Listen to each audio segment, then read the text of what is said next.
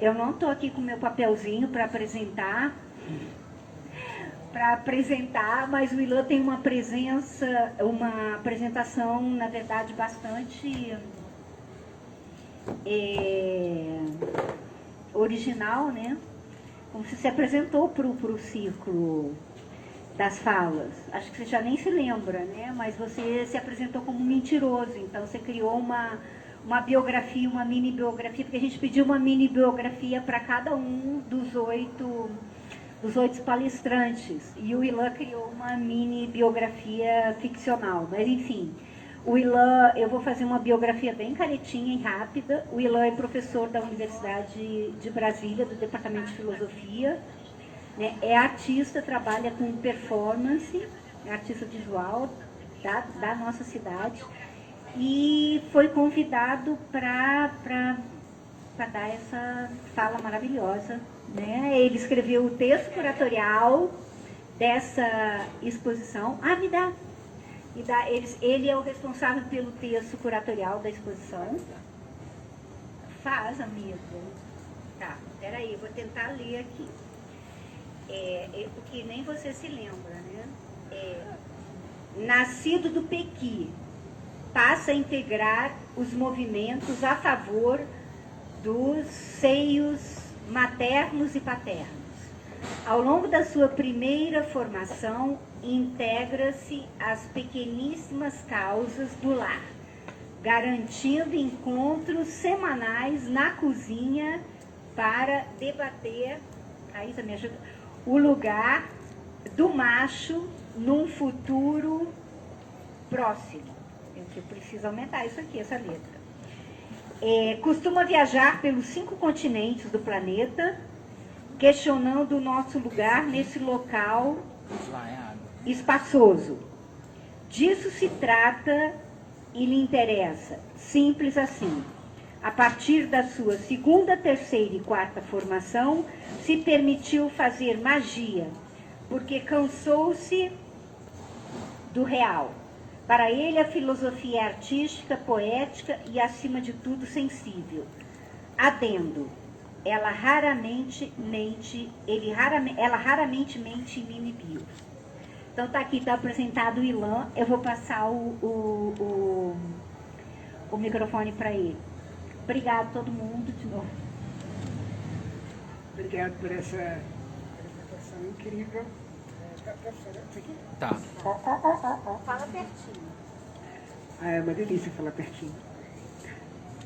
Então, assim, esse negócio de mentir é muito complicado, porque as pessoas tem uma história que a maioria das pessoas fala a verdade, porque é muito complicado mentir, porque depois você tem que se lembrar da mentira que você fez, continuar, então é foda, né?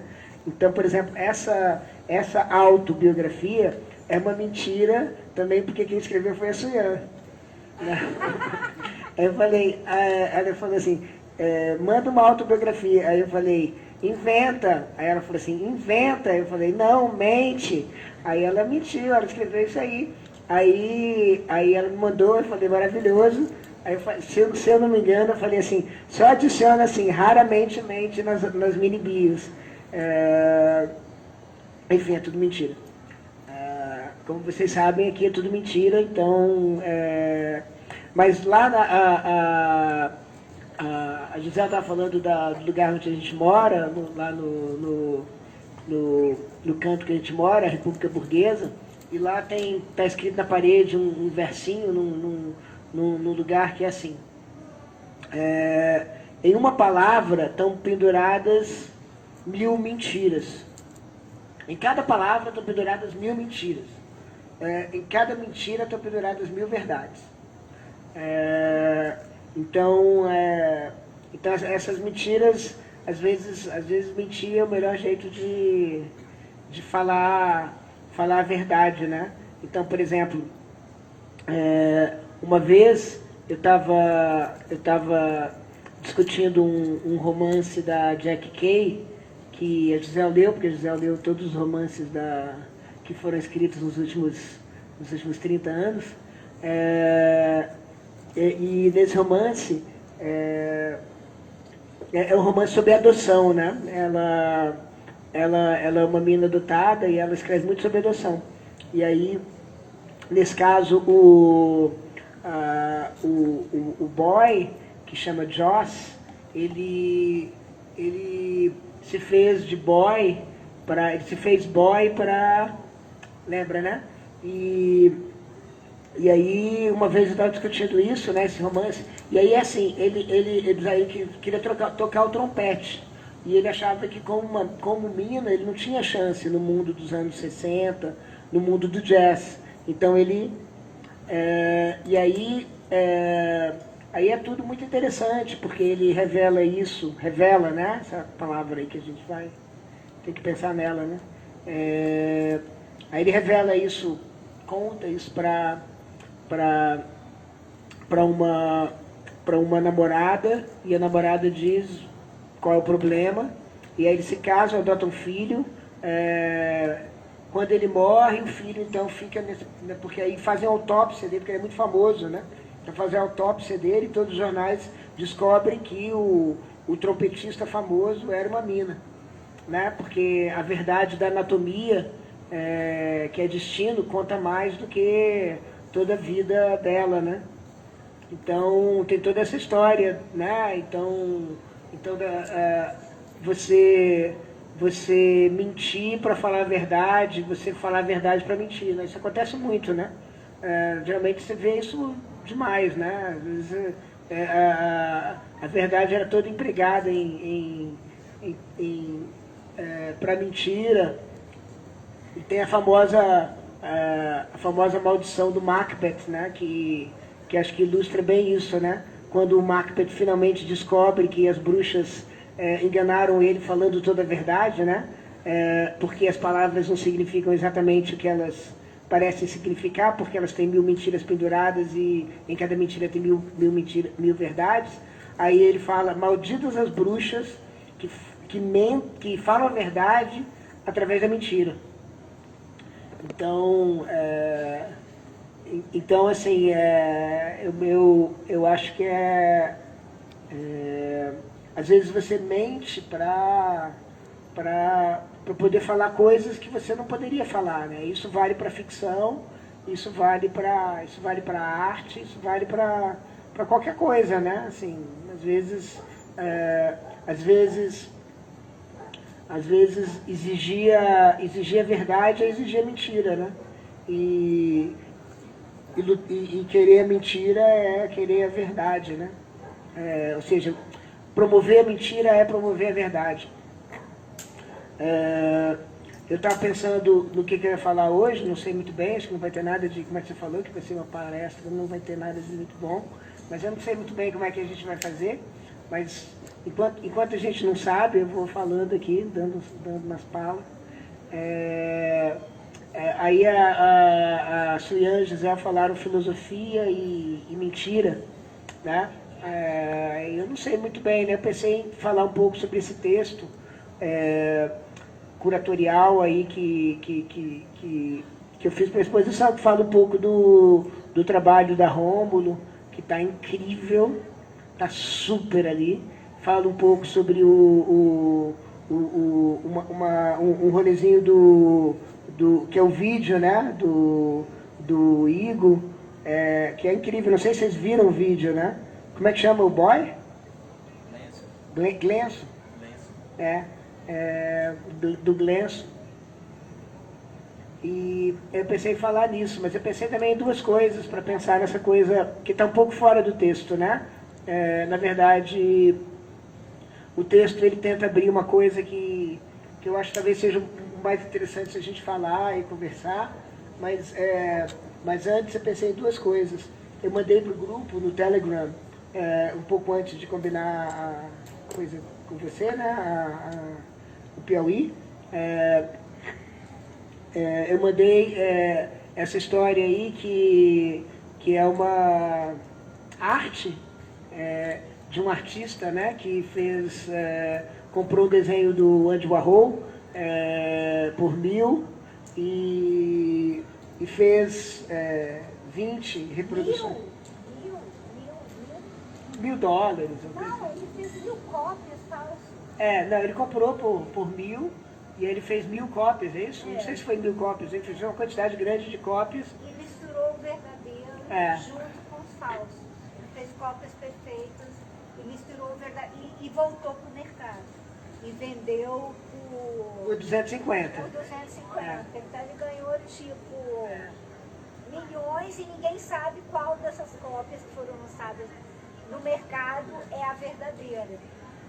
Então você pode pagar 250 e comprar e conseguir um arroz legítimo, ou você pode não pagar muito caro por uma falsificação, né? Mas isso também é uma obra de arte, né? Entende? É essa questão, né? Então você tem a desculpa de que isso é uma obra de arte. Então essa desculpinha é uma coisa bastante interessante, né? Então essa é uma coisa que eu queria, assim, que eu estava pensando em mencionar aqui, né? Assim, antes de, sei lá, falar mais do texto, do que eu estava querendo com o texto, né? E a outra coisa é justamente o poder da ficção, né? Então, por exemplo, a Gisele, que é uma leitora voraz dos romances dos últimos 30 anos, ela tem muito pouca paciência com o que não é ficção, porque talvez o que não é ficção não tem nada a contar, né? E essa coisa do contar, essa coisa, eu acho que é uma coisa que a modernidade inventou, né? Essa distinção entre história e história, né? Tem uma história que é aquela ali chancelada e tal, aquela que tem a marca da verdade, e aquela que não é, que é uma história, né? Só que às vezes as histórias elas contam muito mais do que as histórias chanceladas, né? Às vezes a chancela ela é meio escorregadia, né? Então, por exemplo, tem uma hora no texto que eu penso assim, agora as pessoas falam assim, mentira e filosofia, aí eu acho que a pauta oficial dessa agenda é fake news, pós-verdade, né? E aí tem uma hora no texto que eu falo assim, se você põe as fake news e põe as deepfakes, né? Que são essas que vão provavelmente ficar muito famosas no ano que vem, durante as eleições, em que você faz falsificações da própria imagem, né? Da pessoa falando, né? E aí você fala assim, mas a pessoa falou, mas está aqui no vídeo, né? Você não falsifica mais a conversinha, você falsifica um vídeo da pessoa falando, né? O áudio. Mas se você coloca as deepfakes e as fake news numa galeria, né? Pronto, né? Isso. Pronto, aí, né? É arte boa, má, não importa, mas é arte, né? Então a arte ela tem essa capacidade de expor o que talvez não teria um outro efeito se não tivesse essa insígnia, né? Se não tivesse essa etiqueta. E a história e essa capacidade da ficção, né? É que talvez as fake news, por exemplo, pensa nas fake news do Brasil, das eleições de 2018, né? Elas talvez contem muito sobre o Brasil, mais do que as verdades. Só que a gente vê as fake news e a gente não sabe muito bem o que fazer, porque elas parecem falsificações, a gente fica com uma irritação com respeito à enganação e à quebra da confiança, e talvez a gente não veja essas fake news como a gente veria se elas fossem simplesmente uma peça de ficção, né? Talvez a peça... Talvez isso vale para tudo, né? O Benjamin tem a observação de que talvez a Constituição dos países, as leis, talvez se elas fossem vistas como ficção, elas talvez fossem lidas de um jeito muito mais construtivo, né? As pessoas iam aprender muito mais com a Constituição do que quando elas leem e falam assim, isso aqui que eu tenho que cumprir, isso aqui que eu tenho que fazer, isso aqui a polícia vai atrás se não acontecer, né? E ele fala isso, Benjamin, por uma tradição judaica em que a maior parte das leis judaicas são leis que não podem ser realizadas, né? As práticas judaicas, das práticas, acho que são 613, acho que só umas 80 você pode realizar, porque a maioria delas precisa do templo. Então, hoje é tudo muito mais complicado falar nisso, mas vamos tentar nos transportar para 100 anos atrás, quando o Benjamin estava escrevendo isso, essas coisas. E aí o Benjamin dizia, na verdade, assim, as pessoas continuam lendo as leis, mesmo você não pode realizar, você não pode cumprir elas, mas não se trata de cumprir, se trata de ler, porque ler você diz assim, então você deve fazer desse jeito, desse jeito, desse jeito. Aí você pensa, por que eu não posso, por que eu vou fazer desse jeito, não desse jeito? E aí isso já é talvez muito mais importante do que cumprir a lei, né? É pensar na lei, né? Mais ou menos como você lê um livro de receitas, não para seguir o livro de receitas, mas pensar assim, que interessante, então a cebola vai bem com a canela. Então a história que eu estava pensando, um pouco indo, talvez, quase na contramão do texto, não sei, que essa história é muito interessante do... Gente, eu estou meio sem ar, eu perdi o hábito de falar ao vivo, porque eu estava dizendo para a Raíssa que eu não falo ao vivo desde a primavera de 19, né? Porque tudo digital, né? Então eu talvez esteja assim com um cacoete de live, né? Mas enfim. Relaxa, também quando você estiver pessoalmente, não, estou vendo no Instagram.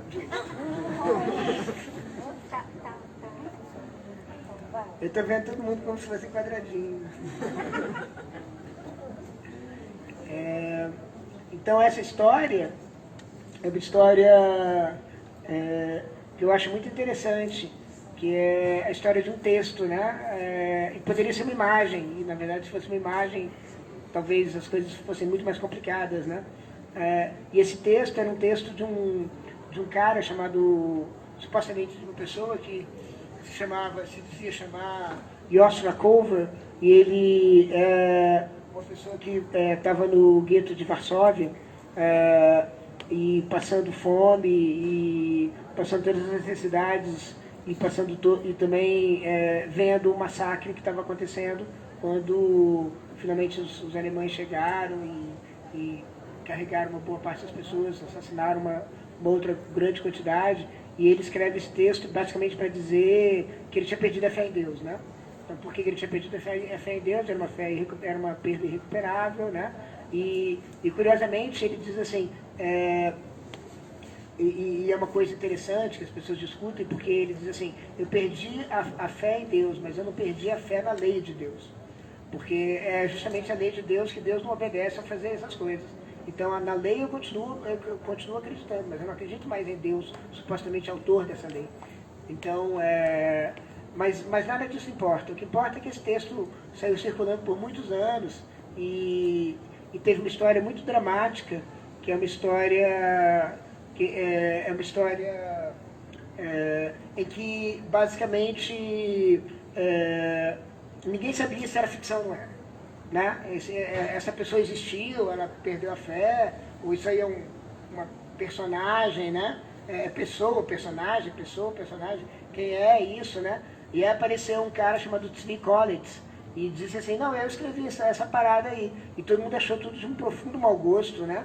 Muita gente achou de um profundo mau gosto. A pessoa provavelmente morreu lá e o outro está dizendo que foi ele que escreveu e que é uma peça de ficção. Qual a diferença entre a história de uma pessoa morta e uma ficção, né? Mas a ficção é muito importante. As pessoas ficaram fazendo muitas investigações, detetives, para descobrir se o Tzvi tinha escrito esse babado ou não tinha. Era uma coisa de tentar descobrir, né? E aí tem um americano que conseguiu, depois de muitas pistas e pistas e pistas, conseguiu localizar uma versão do texto em que tinha o nome do Tzvi Collins. E essa versão ele achou no ano 95, se não me engano, na primavera aqui, nossa, aqui, né? Na primavera do ano 95, se não me engano, no ano 1995. Portanto, uns 40 anos depois do texto estar circulando, toda essa controvérsia e tal. E aí ele conseguiu que as pessoas... Isso estava na biblioteca, esse texto com o nome do Tzvi Kolitz, estava na biblioteca da comunidade judaica de Buenos Aires. E ele conseguiu que as pessoas que trabalhavam na biblioteca mandassem um fax para ele, né, na época, né, anos 90, 95, um fax, em que aparecia o texto e aparecia o nome do brother. Então era mais ou menos tipo uma prova de que aquele era o autor, né? E ainda tinha uma data, né? E a data era de 46, né? Então, pronto, né? Era uma peça de ficção, de bom gosto, de mau gosto, mas era uma peça de ficção. Estava estabelecido. Alguns dias depois, a biblioteca foi pelos ares. Foi acho que foi o único atentado desse tipo que aconteceu em Buenos Aires. Até hoje tem muita coisa que importa por causa desse atentado na política argentina. Fizeram críticas à Cristina Kirchner por causa de não ter levado a cabo as investigações lá. Mas enfim, o negócio foi pelos ares, né? Mas no meio tempo, ou seja, quase que era impossível, né? Descobrir se era uma ficção ou não era. Mas no meio tempo, muita gente começou a falar sobre essa história. E uma das falas mais interessantes é uma que diz, que é uma de um filósofo que chama Levinas, que diz o seguinte: esse texto tem muita verdade para não ser uma peça de ficção. E em certo sentido, assim, é mais ou menos o seguinte: se vocês pensam nessa história de que a gente tem uma capacidade limitada de suportar a verdade, né? Enfim, é uma velha fala do Nietzsche, que a gente consegue suportar uma quantidade muito pequena de verdades, né? Certas coisas que a gente vai falar sobre a evolução não dá conta dessas verdades todas, então você tem que... mas justamente a ficção talvez seja uma maneira de tornar a verdade mais suportável, né? De suportar mais verdades, né? Suportar coisas que... Entende? Quem é que talvez ia conseguir escrever essa parada como uma pessoa, né? Tipo, eu não acredito mais em Deus, mas eu acredito na lei de Deus. Né? Quem é que ia conseguir, no calor dos acontecimentos, escrever isso? Mas a personagem pode, né? A personagem te dá um certo salvo-conduto, né? A ficção te dá um certo salvo-conduto, né?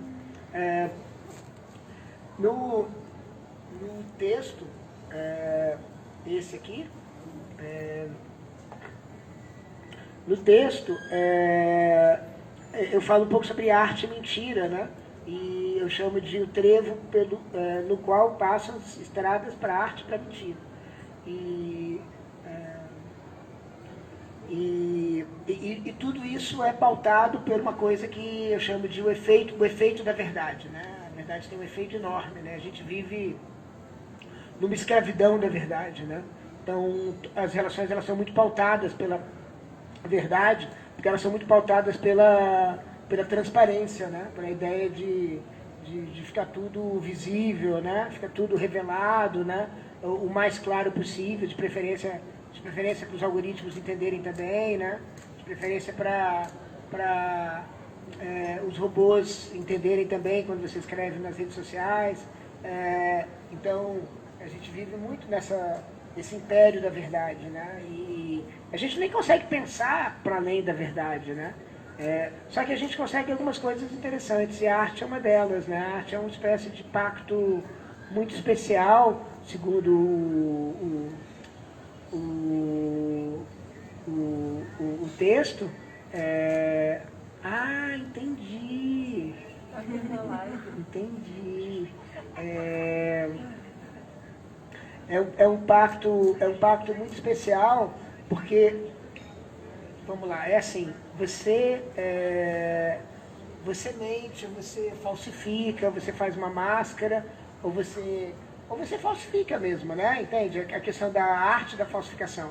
Então, das 20, 30 mil itens que esse artista está vendendo, por 250 patacas,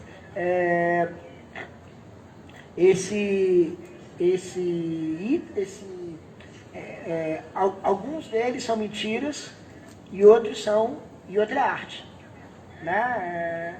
Não tem a parada do Manuel de Barros, que a gente está falando outro dia, como é que é? 5% é invenção, o resto é mentira, né? Uma coisa assim, né? Tudo que eu escrevo, só 5% é invenção, o resto é mentira.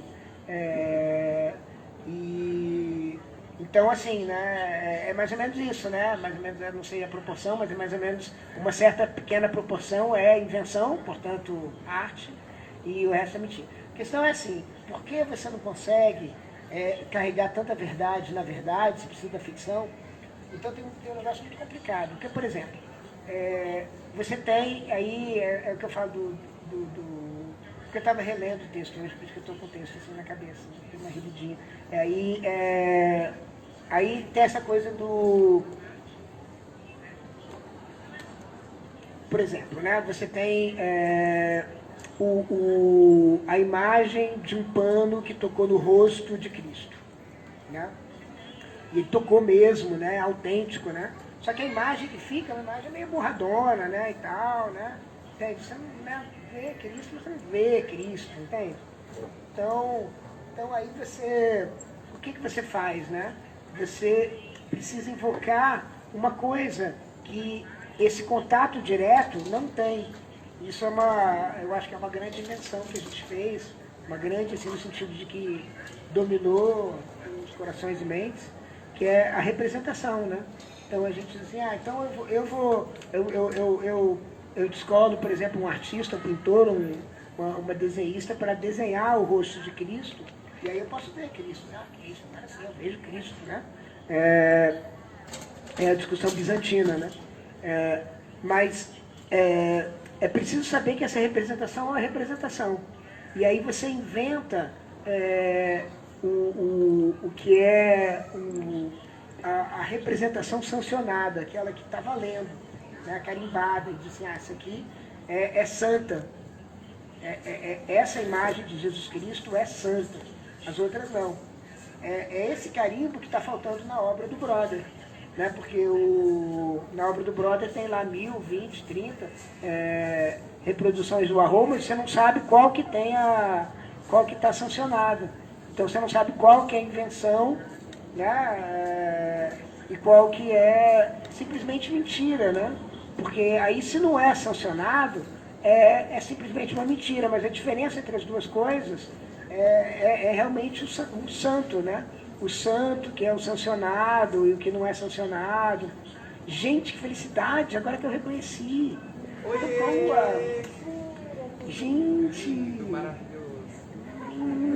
Tava com saudades. Também. Você chega de máscara, eu não reconheço ninguém de máscara. Então essa coisa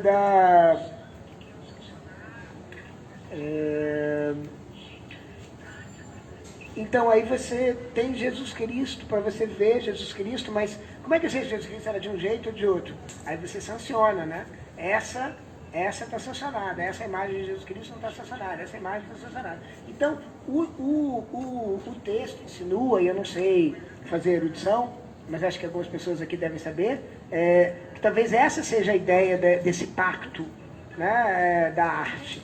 A ideia do pacto da arte talvez seja esse mesmo, né? Dizer assim, olha, tem certas representações que são sancionadas, só, portanto, recebem o nome mágico de arte, e outras que não recebem o nome mágico de arte. E se não recebe o nome mágico de arte, é falsificação, é mentira, né?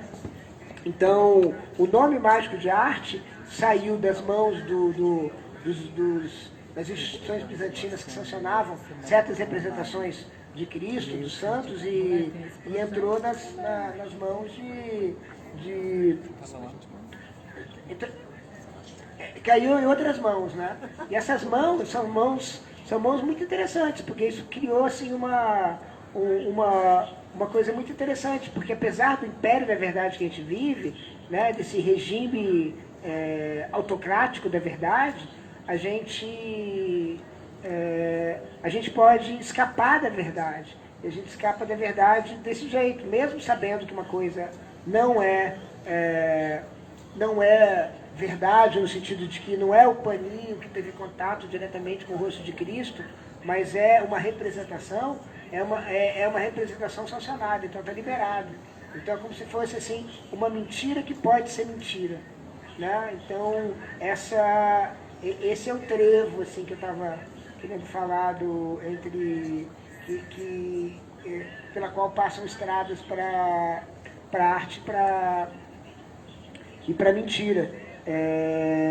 Então, é um pacto muito interessante, é um pacto de uma espécie de exceção da verdade, porque talvez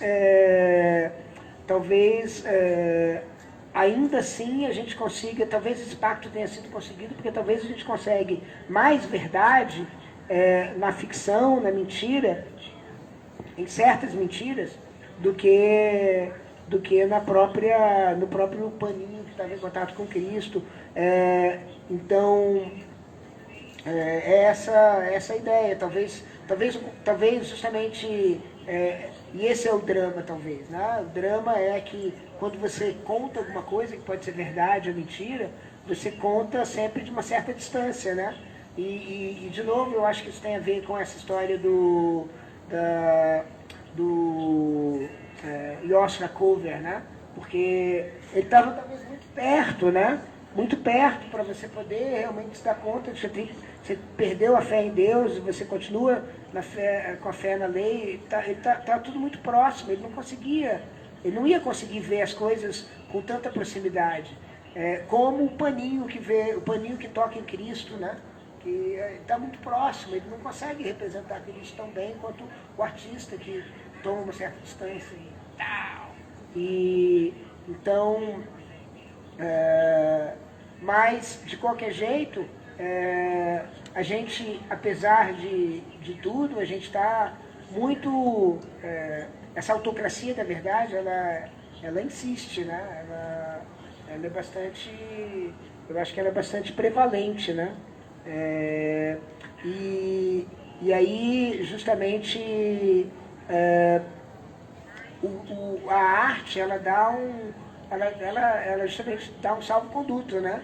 Para você forjar, para você mentir, para você mascarar, né? Para você representar. É uma representação que não é uma representação que tem a sua tem um valor independente da capacidade de estar próximo, estar diretamente em contato com aquilo que a representação tenta representar, né?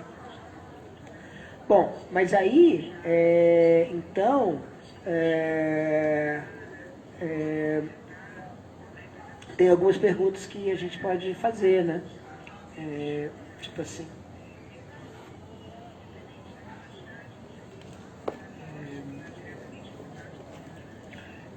O que acontece quando não tem o sancionamento arte, né? Então, por exemplo, às vezes acontece, por exemplo, outro dia, tem uns anos atrás, que aconteceu uma coisa incrível, né? Que foi um conjunto de hackers que invadiu um sistema e conseguiu uma transferência de dinheiro a partir de um sistema bancário. E aí, quando eles iam ser processados, eles disseram, isso era uma performance, né? E aí toda a situação legal mudou, né? Porque a performance é uma outra coisa, né? A performance tem uma outra liturgia, né? Então a arte, ela espalha isso, né? E em certo sentido ela é uma proteção, né? Ela protege, ela nos protege desse império da verdade, né? O que acontece, e me interessa no texto, justamente pensar no que eu chamo, que é uma coisa que me interessa há muito tempo, me interessa pensar o que eu chamo, eu acho que arte imperceptível, né? Que é uma arte que não fala o seu nome, né? Porque, em certo sentido, falar o seu nome também é isso de se declarar, né? Afinal de contas, quem você é? É o baculejo, né? Afinal de contas, você quer uma mentira ou não é? Não é arte, então tá tudo bem. entende?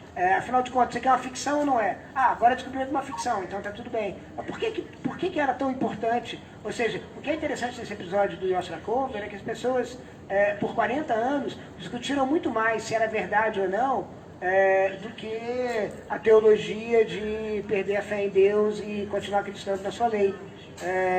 Isso tornou uma obsessão das pessoas, isso torna a nossa obsessão o tempo todo, né? Então, por exemplo, quando está acontecendo uma coisa na rua, e me interessa justamente essa arte imperceptível, imperceptível como arte, né? Quando está acontecendo uma coisa na rua, e aí alguém grita assim, não, mas é uma performance, é arte, então está liberado, né? Então está tudo bem, não choca mais, não causa mais não causa mais a mesma coisa, né? Então, alguém não está seguindo o protocolo. A gente vive numa sociedade super protocolada, né? Assim, eu acredito que a gente vive... eu tenho acreditado nos últimos anos que a gente vive assim, no apogeu da teologia cristã e absolutamente sem hereges, quase sem hereges, né? Poucos hereges, talvez a gente aqui.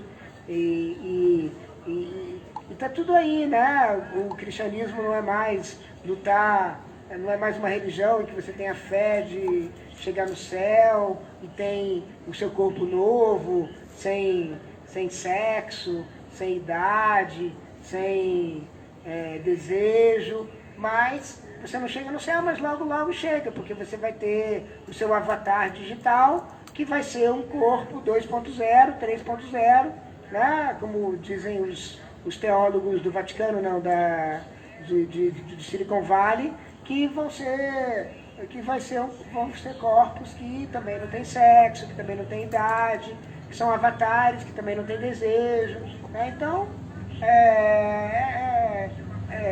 o cristianismo talvez, como religião, tenha sido um momento, né? Então agora o cristianismo justamente, o cristianismo é essa espécie de utopia digital, enfim, não sei se é utopia, não sei se é só digital, mas então esse império, ele mais ou menos cria tudo numa liturgia, todas as coisas têm os seus protocolos, como você anda na rua, como você fica parada na rua, como você se veste, e quando você diz que é arte, que é uma performance, quando você dá um nome desse tipo, aí você libera um pouco, né? As pessoas não ficam naquela angústia de saber que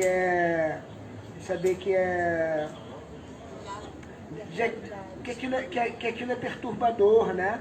A perturbação diminui, né? Porque a arte que não diz o seu nome, ela tem uma capacidade perturbadora muito grande, porque a arte tem uma capacidade perturbadora. Só que em certo sentido, o pacto, né, que é um pacto, como eu digo no texto, extremamente único, né? O pacto a gente, vamos dizer assim, falar em termos quase de uma negociação de mesa, né? A gente abre mão do poder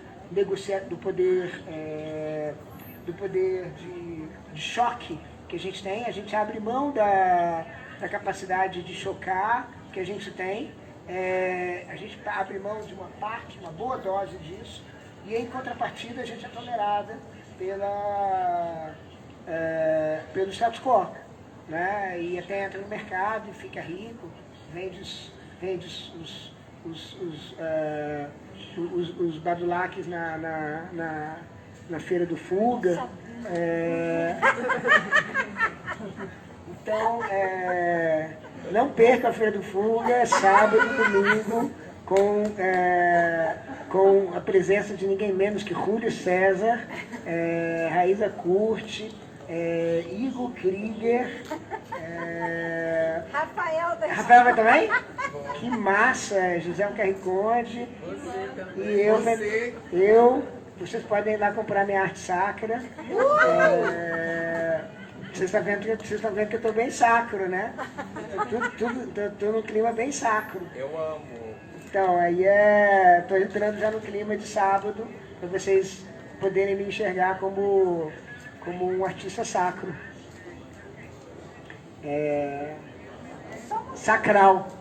Só uma coisa, no texto, a coisa que ficou mais forte para mim foi essa questão do espectro. Você não falou mais nisso. Isso deixou de ter importância agora, tipo, 2 meses depois, você está focado numa outra coisa. Porque no texto tinha uma pegada muito forte dessa coisa do espectro. Né? Não sei se você quer falar sobre isso, mas só estou... Enfim, é uma conversa mais ou menos formal, informal, só para eu entender. Assim. Massa. Então, sim, eu estava muito tomado pelo espectro, né, pelos espectros, e agora eu estou muito mais, né? Então, talvez por estar muito mais é que eu estou, assim, tentando chegar nos espectros bem devagar, né? Mas talvez foi devagar demais. Mas eu vou... Então, toda essa conversa, claro, de ficção e real, por trás de tudo isso com os fantasmas. Sim, porque eu acho que o que é muito interessante é que... Vamos lá. Continuando no vocabulário sacro, deixa eu ver se eu vou continuar no vocabulário sacro religioso agora ou daqui a pouco. Não. Ah, espírito, sim. Almas, alminhas. Não, mas pode ser. Mas basicamente, assim,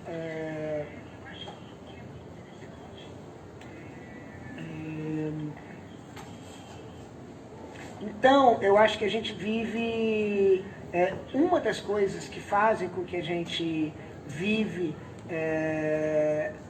que esse pacto da arte é possível, que a gente vive na autocracia da verdade, é justamente uma certa intolerância com as imagens. Né? As imagens têm que ser imagens de alguma coisa que está contando alguma coisa, elas têm que ser uma reportagem, então elas são arte. Né? E logo você vai ter que classificar isso, né? Como você faz. E o trabalho do Brother é muito legal, justamente porque justamente você não sabe, você fica nesse tormento de não saber qual das 20, 100, 1000 cópias do Andy Warhol são qual delas é realmente arte e qual que é simplesmente uma mentira deslavada, né? Uma falsificação, uma coisa horrível. Imagina, você compra arte, você compra o Van Gogh e descobre que o Van Gogh é uma falsificação e todo o seu dinheiro que você deu, né, para aquela obra, você gastou todo o seu dinheiro para comprar aquilo, e é uma falsificação, que coisa terrível, né? Então vocês veem como a arte é uma coisa, é uma negociação incrível, né? Talvez em termos muito ruins, né, pensando bem, né?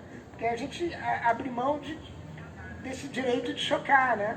Porque a gente fica concentrado em certos lugares e tal, e fica concentrado em certas etiquetas, mas em compensação a gente, né, consegue justamente fazer uma coisa que é muito difícil de ser feita, porque justamente as imagens, é essa que é a questão, né? As imagens, elas são a porta de entrada para o mundo espectral, né? Porque as imagens, e aí eu ia dizer, continuar no meu vocabulário religiosíssima, sacro, e dizer que justamente assim, eu tô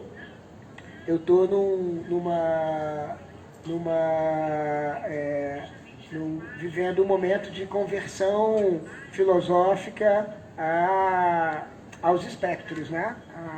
E basicamente recomendo fortemente pensar nas coisas em termos de espectros, e recomendo sobretudo o trampo desse filósofo argentino incrível, que tem uma repercussão enorme no Brasil, que se chama Fabiano Duenha, não sei se vocês já cruzaram com ele, né?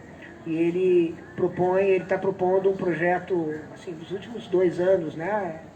Dos livros que saíram desde o início da pandemia. Um projeto incrível de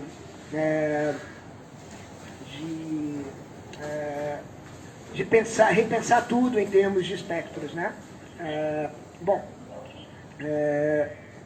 tem muita coisa para dizer aí, mas o espectro vem da imagem, né? O espectro fantasma, né? Fantasma talvez, né? Fantasma, o acosso, né? Então, o acosso é uma imagem. Agora, a imagem é assim, vocês podem, o Rafael da Escócia, que é um filósofo e tal, ele pode chegar e dizer assim, não, mas calma aí, brother, eu fecho os olhos, mas o Decorators não foi embora, fecha os olhos aí. A Decorators não continua aí, não continua? Jura por Deus que o Decorators continua aqui fora? Jura? Jura, né? Mas a imagem jura, porque não tem jeito, ele é totalmente, foi criado na autocracia da verdade. Da permanência. Mas tudo bem, beleza. Mas o que acontece? Agora o que acontece?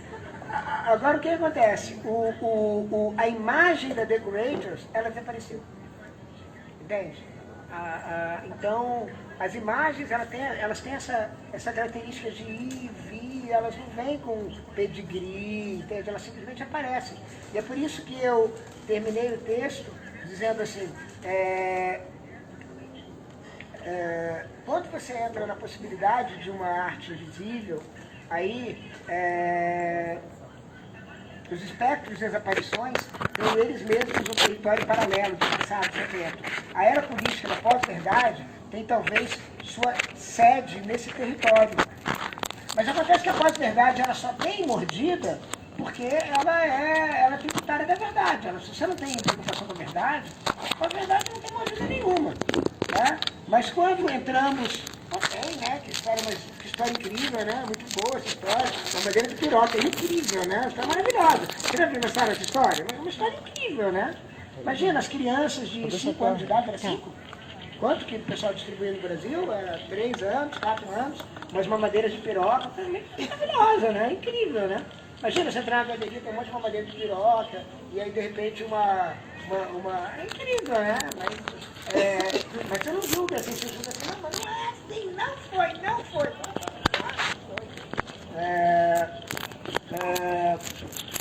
Mas quando entramos nesse mundo aí das imagens, sem a bússola do original, do autêntico, do verdadeiro, sem a bússola do que nos faz desconfiar que tudo é mentira, temos que nos orientar de outra maneira. E como a gente vai dar com o mundo das imagens? Você diz assim, não, mas isso aqui é imagem de tal coisa, não, entendi, isso aqui é mais... Você vai lidar com esse mundo áptico, abstrato, se quiser, né? Que é o mundo só das imagens, né? Como é que a gente vai se orientar nesse mundo? Né? Sem a verdade que é a guia dessa história toda, né? E aí eu digo, talvez apenas com a sensibilidade desgovernada com a qual nos orientamos dos sonhos. Porque você se orienta dos sonhos de alguma maneira, né? Entende? Tipo assim, você passa um terço, assim, sei lá, mais ou menos do seu dia, da sua vida, no meio dos sonhos, né? E são imagens, são só imagens.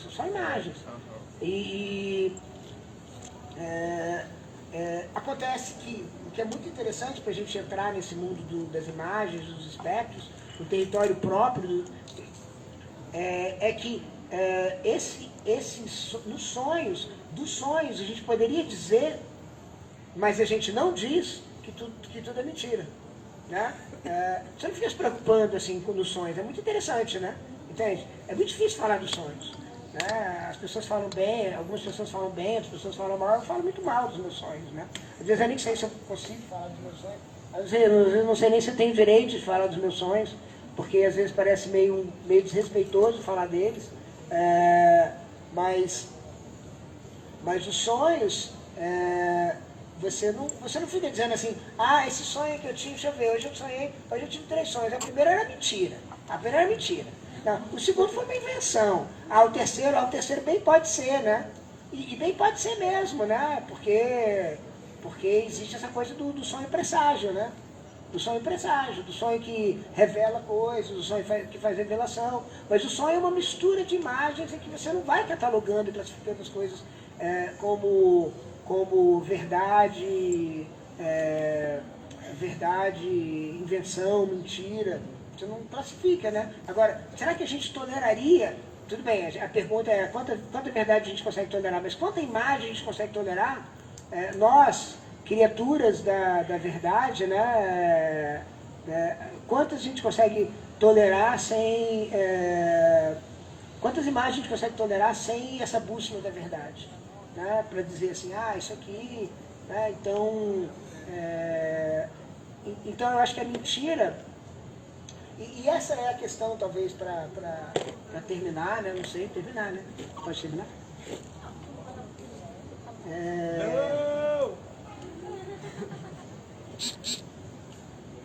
Como é que você sai desse regime autocrático, né? Eu acho que essa é a pergunta da filosofia dos últimos 100 anos, né? Como é que você sai desse regime autocrático da verdade, né? Pergunta que filósofos como Rafael da Escócia fazem, né? Como você sai disso, né? Enfim, né? E talvez justamente pensar na arte como produção e menos como um pacto acerca da mentira, né?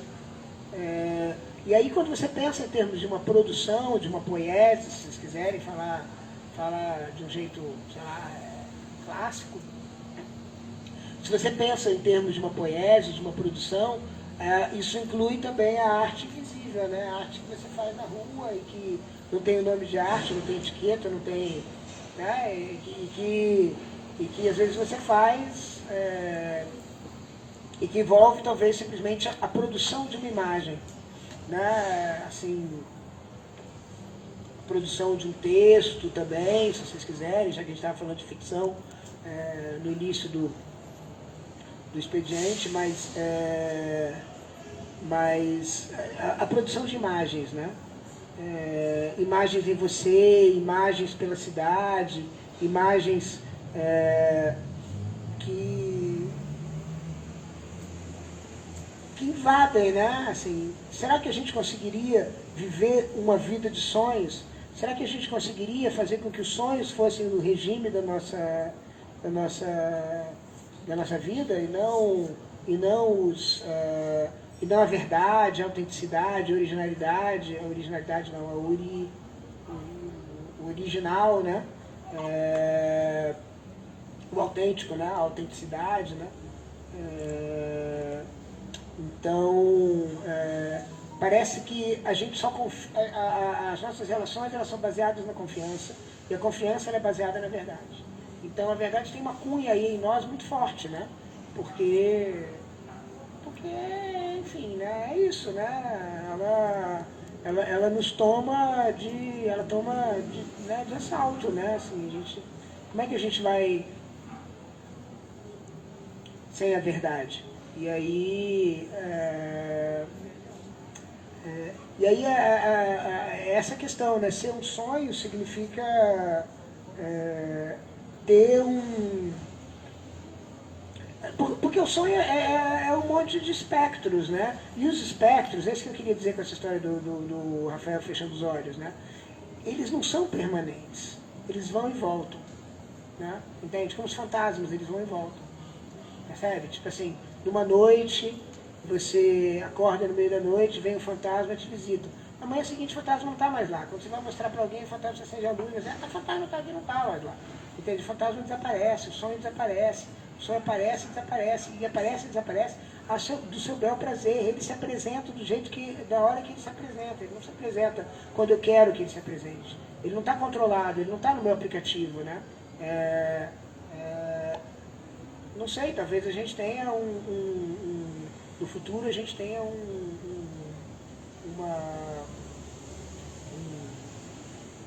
como é que a gente pensa nisso?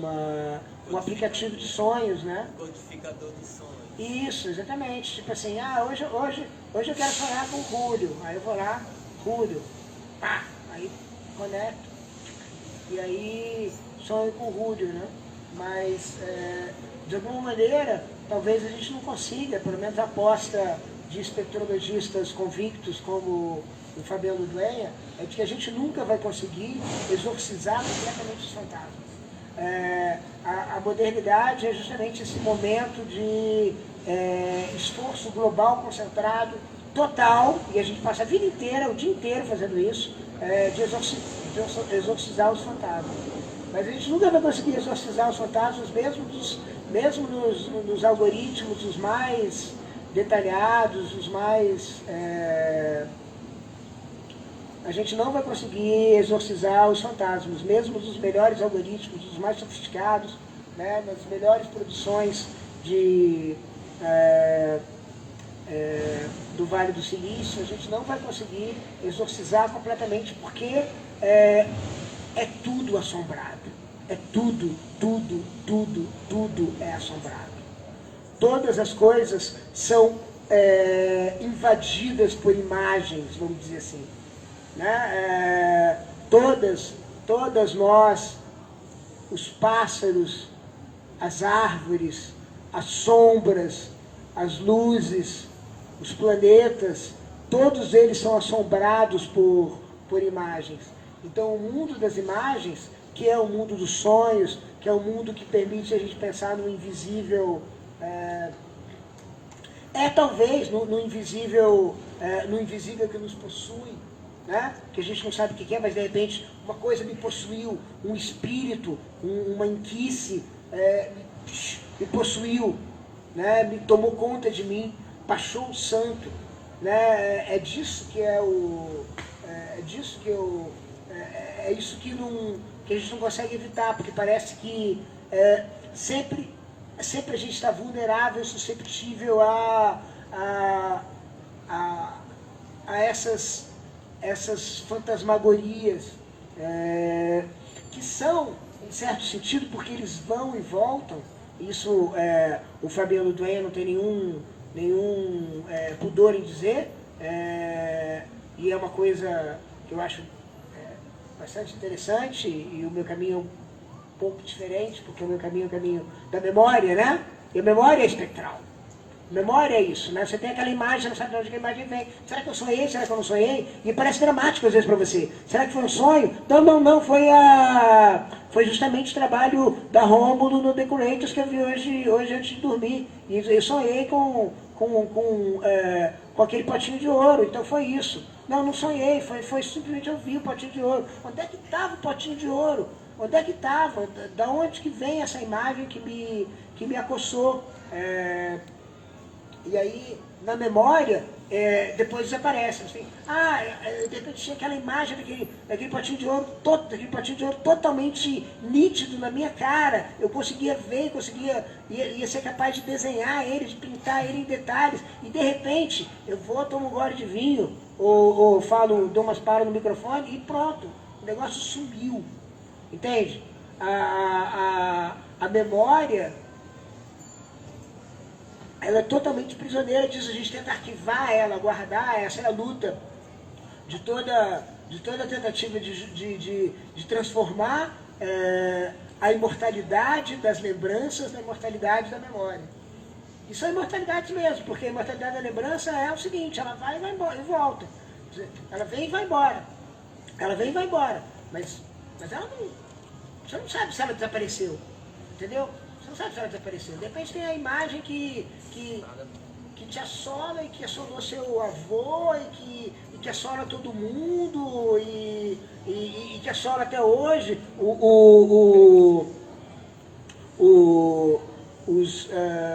Os filósofos gostam muito dessa história, que é uma história que gerou aquele livro, um livro incrível de um filósofo de Toulouse, chamado Jean-Christophe Godard, que é uma história incrível, né? Que o Rafael da Escócia e outros filósofos conhecem, que é a história que o Spinoza conta, né? E é uma história incrível, que é uma história talvez de toda a colonialidade. A colonialidade é toda feita de imagens espectrais, né? E é uma coisa impressionante, né? E aí isso é retomado por um monte de gente, é retomado pelo Leminski no Catatal. Bom, a história é a seguinte: parece que um brother do Spinoza escreveu para ele perguntando o que ele achava dos sonhos presságio, né? Homem, né? Que eles chamam, né? Os sonhos que são homem, né? O-A-M-E-N. O que é isso? E aí ele tentou responder pro brother e tal, isso e aquilo. E contou assim: eu, por exemplo, tenho um sonho acordado, uma imagem que me persegue. Às vezes eu olho no lugar e vejo essa imagem. Século XVII. Tá? Todo mundo já sabia que os tupinambás tinham estado na Europa, visitado cortes e morreram por lá. Bom,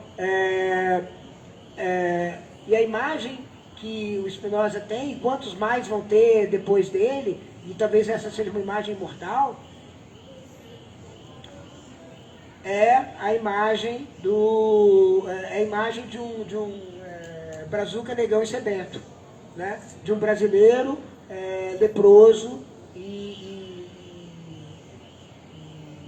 negro. Essa imagem assolava ele. Ele olhava, via essa imagem em todo lugar. Então, essas imagens, então, o que a gente está fazendo também, né? Criando imagens, produzindo um mundo de sonhos. A gente está justamente produzindo conjurando esses espectros, né? E conjurando é uma palavra muito boa mesmo, né? Conjurar, né? É o que você faz, você invoca o espectro, você não faz isso, você não invoca, faz invocações, né? E é isso que o trabalho da memória é um trabalho de conjurações, porque que propicia que certos espectros venham, que outros espectros vão, etc., né? Então, a invisibilidade do nome arte talvez seja justamente a produção de imagens que vão ficar de alguma maneira em quem vê. Entende? De repente você produz aquela coisa na rua, que é um teatro invisível, a gente está falando nisso, né? Um teatro invisível, uma arte imperceptível, um teatro que não diz o seu nome, é um teatro invisível, né? Você não chama assim, vamos começar o teatro, então, entende? Então eu por exemplo, eu acho muito, eu sempre achei muito complicado fazer performance em galeria, porque tem anúncio, começou a performance, e depois terminou, aí já não dá nem mais vontade de fazer nada, né? Porque é justamente isso, né? Assim, em certo sentido, você já produz a imagem catalogada, né? Chega, né? Então,